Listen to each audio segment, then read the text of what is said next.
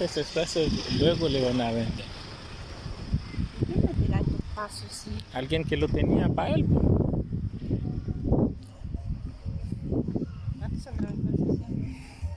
No sé.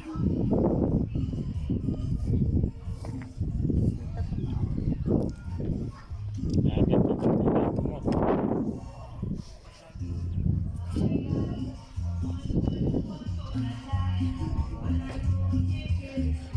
Porque así es.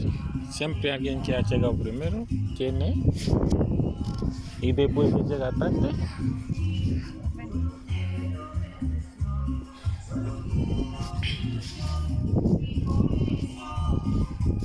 Vuelve a la night que toma.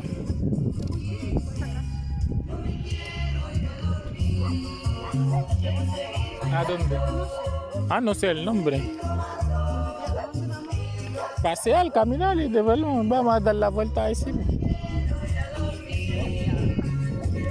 ¿Te cansaste?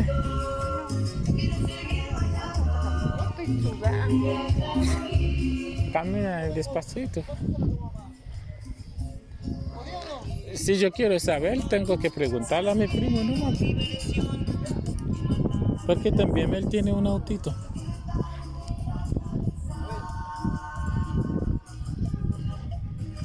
Estas toman, a veces no son muy buenas, como ¿Cómo?